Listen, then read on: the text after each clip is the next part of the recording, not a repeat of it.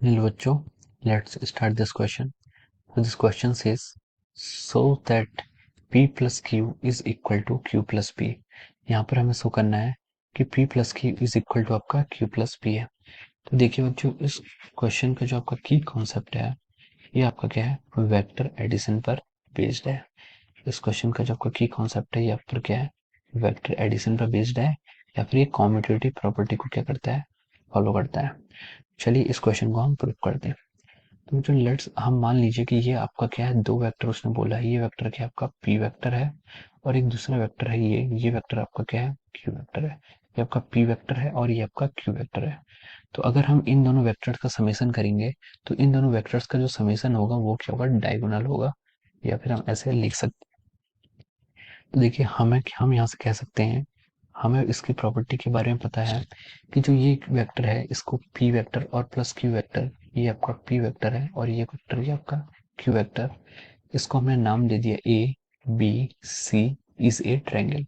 अब देखिए हमें पता है कि वेक्टर्स क्या कहते हैं, शिफ्टिंग प्रॉपर्टी को फॉलो करते हैं।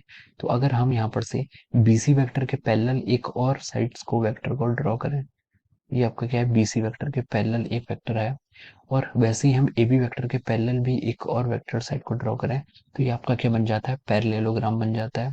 और इस साइड को मैंने डी नाम दे दिया, इस साइड को मैंने डी नाम दे दिया।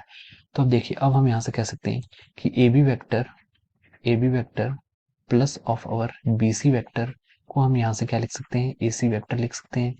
A B vector plus B C vector को हम यहाँ से क्या लिख सकते हैं, ए सी वेक्टर लिख सकते हैं। और सिमिलरली इस साइड से हम क्या लिख सकते हैं, ए D vector plus DC vector को हम क्या लिख सकते हैं, यहाँ से एसी वेक्टर लिख सकते हैं। तो ये दोनों क्या होंगे, इक्वल होंगे। A B vector plus BC vector is equal to AC vector और A D vector plus DC vector is equal to AC vector. ये क्या है, कोई triangle law of vector addition से हम यहाँ पर ऐसा लिख सकते हैं। अब देखिए ए बी वेक्टर, अब देखिए जो बी सी वेक्टर है, बी सी वेक्टर और ए डी वेक्टर क्या है, इन दोनों का मैग्नीट्यूड सेम होगा क्योंकि पैरेललोग्राम की साइड है। और पैरेललोग्राम की जो अपोजिट साइड्स होती हैं वो इक्वल होती हैं और सेम डायरेक्शंस में होती हैं।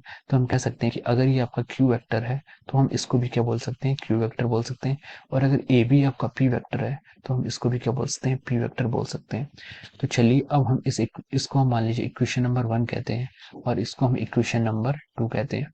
तो इन दोनों इक्वेशंस को अगर हम इक्वेट करेंगे तो हम बोल सकते हैं कि A B vector plus of our B C vector is equal to the A D vector plus of our D C vector, हम यहाँ से ऐसे बोल सकते हैं।